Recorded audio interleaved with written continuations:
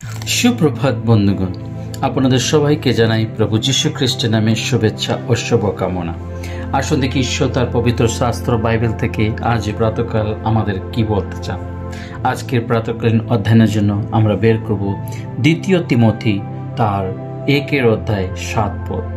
এখানে লেখা আছে, কেননা ঈশ্বর আমাদিগকে ভীরুতার আত্মা দেন নাই, কিন্তু শক্তির, প্রেমের ও সুবুদ্ধির আত্মা দিয়েছেন। ঈশ্বর তার এই সুন্দর বাক্যে আমাদের সকলকে আশীর্বাদ যুক্ত করুন, আমেন। ইহা কতটুকু সত্য, প্রভু তার দাস সাধু পৌলের দ্বারা সেই তিমথিকে পত্র লিখছেন। এই তিমথিকে সেই পত্রের মধ্যে তিনি বলছেন কেননা ঈশ্বর আমাদেরকে ভীরুতার আত্মা দেননি। হালেলুয়া। ঈশ্বর আপনাকে এবং আমাকে ভীরুতার আত্মা দেয়নি, ভয়ের আত্মা দেয়নি, আতঙ্কের আত্মা দেয়নি। তিনি আমাদেরকে দিয়েছেন সেটা হচ্ছে প্রেম, আনন্দ, শক্তি, পবিত্র আত্মার সম্পূর্ণ তাতে তিনি আমাদেরকে ভরপুর করেছেন। তাই বলছেন ঈশ্বর আমাদেরকে ভীরুতার আত্মা দেয় নাই, কিন্তু শক্তির আত্মা দিয়েছেন। হালেলুয়া। শক্তির আত্মা, আমাদের প্রভু তিনি হচ্ছেন শক্তি, এবং সেই শক্তির ও প্রেমের ও সুবুদ্ধির আত্মা দিয়েছেন। হালেলুয়া। শুধু শক্তির নয়, তিনি প্রেমের ও সুবুদ্ধির।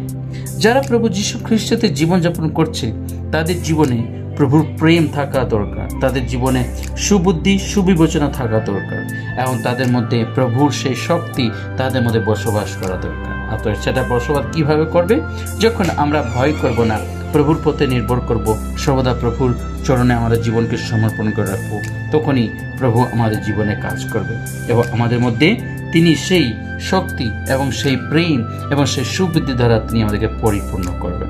আসুন আজ এই বাক্যকে আমাদের জীবনে গেঁথে আমরা আমাদের জীবনকে প্রভুর হাতে সমর্পণ করি। প্রভু তুমি আমাদেরকে সেই শক্তি, সেই ধৈর্য, সেই সাহস ভরা আত্মা তুমি আমাদের মধ্যে দান করো। কারণ প্রভুর বাক্যে লেখা আছে, তিনি বলছেন তিনি আমাদেরকে ভীরুতার আত্মা দেননি বন্ধুগণ, ভয়ের আত্মা দেননি, কিন্তু তিনি আমাদের দিয়েছেন সেটা শক্তি, প্রেমের ও সুবুদ্ধির আত্মা দিয়েছেন। হালেলুয়া। আপনাকে এবং আমাকে চিন্তা করে দেখা এবং খোঁজা দরকার আমাদের জীবনে, কি সত্যি আমার জীবনে সেই শক্তি এবং সেই প্রেম, সেই সুবুদ্ধিকে আমার জীবনে আছে, সেটা আমাদের দেখা দরকার। আসুন এই বিষয় নিয়ে আমরা প্রার্থনা করি। প্রভু তিনি আমাদেরকে শক্তি দিবেন, বল দিবেন, এবং সুবুদ্ধিতে তিনি আমাদেরকে পরিপূর্ণ করবেন। পবিত্র বাহিনীর সদাপ্রভু তোমায় ধন্যবাদ করি আজকের পবিত্র প্রাতঃকালের জন্য। এই প্রাতঃ থেকে নিয়ে 3.5 তুমি আমাদের সঙ্গে সঙ্গে থাকো। তোমার পবিত্র আত্মা তুমি আমাদের ঢেকে রাখো। প্রত্যেকটা পাপ, অন্যায়, অপরাধ তুমি আমাদের ক্ষমা করো, সাহায্য করে আমরা যেন তোমার পথে সর্বদা যেন চলতে পারি। তোমার মহিমা, তোমার স্তুতি, তোমার প্রশংসা যেন আমাদের জীবনের দ্বারা হতে পারে। প্রভু ধন্যবাদ এই প্রার্থনা শোনার জন্য। এই ক্ষুদ্র প্রার্থনা যিশু তোমার পবিত্র নামে চাই, আমেন।